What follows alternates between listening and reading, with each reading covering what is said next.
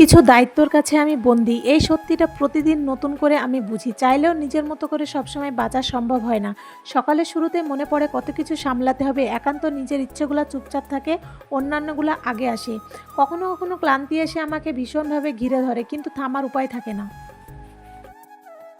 আমাদের মতো হাউস ওয়াইফদের সকালটা শুরু হয় এক বোঝা টেনশন নিয়ে।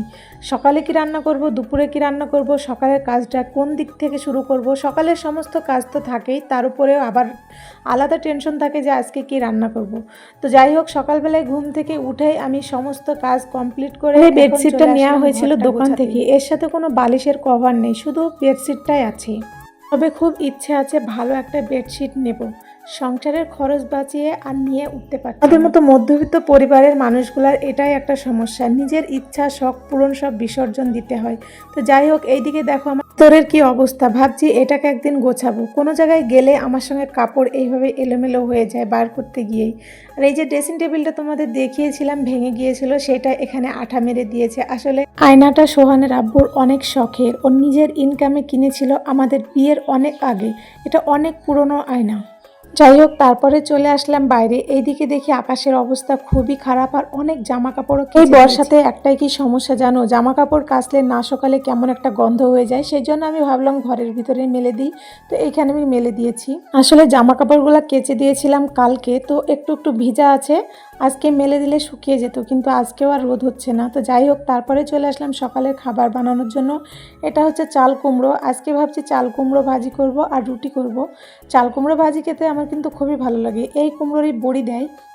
আজকে আমাকে গ্যাসেই রান্না করতে হবে, কারণ জ্বালানিগুলো সব ভিজে গিয়েছে, ছাদে ছিল যেহেতু সব পাটকাঠি ভিজে গিয়েছে। তো গ্যাসেই রান্না করব। এখানে আমি কুমড়োগুলো কুটে নিচ্ছি। আর কালাইয়ের বড়ি খেতে তোমরা কারা কারা ভালোবাসো? আমার কিন্তু খুব একটা খেতে ভালো লাগে না, তবে নতুন নতুন তখন একটু ভালো লাগে, পুরানো হয়ে গেলে একদমই ভালো লাগে না। কুমড়ো কাটা আমার এদিকে হয়ে গিয়েছে, তো রান্নাটাও বসিয়ে দিয়েছি। আর আজকে মনে হয় ভিডিওটা আমার একটু বেশি বড়ই হয়ে যাচ্ছে, তো প্লিজ তোমরা ভিডিওটা একটু দেখো আমার।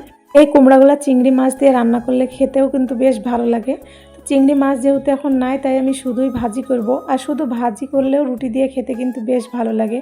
তোমরা কারা কারা খেয়েছো এভাবে জানিও। গ্যাসে আমার সাথে তো একদম ভালো করে রুটি হতে চায় না, আমি একদমই গ্যাসে রুটি বানাতে পারি না। কিন্তু কিছুই করার নেই, আজকে আমাকে গ্যাসে রুটি বানাতে হবে যেমনই হোক না কেন। তো এইখানে আমার আটা মেখে নিয়ে আমি রুটিটা করা শুরু করে দিয়েছি। আর ওইদিকে আমার তরকারিটা হয়ে গিয়েছে। আর তরকারিটা আমার পুড়ে গিয়েছিল, আটা আনতে গিয়েছি ঘরে, আর তখনই তরকারিটা লেগে গিয়েছে। দেখো তরকারিটা আমার কি অবস্থা হয়েছে, একদমই পুড়ে গিয়েছে। তো আর একটু ভাজতে হতো, লেগে যেহেতু যাচ্ছে তাই আর ভাজতে পারবো না। এদিকে আমি রুটিটাও ভাজা শুরু করে দিয়েছি। আর আমার সঙ্গে গ্যাসে কিন্তু রুটি একদমই ফোলে না, একদমই আমি ভালো রুটি করতে পারি না গ্যাসে। তো যাই হোক, এখানে রুটিটা বানানো শুরু। গরম গরম রুটি তরকারি খেতে আমার খুবই ভালো লাগে, তাই রুটি বানিয়ে আগে খাওয়া শুরু করে দিলাম। আজকের ভিডিওটা ছিল অনেকটাই বড়, প্লিজ তোমরা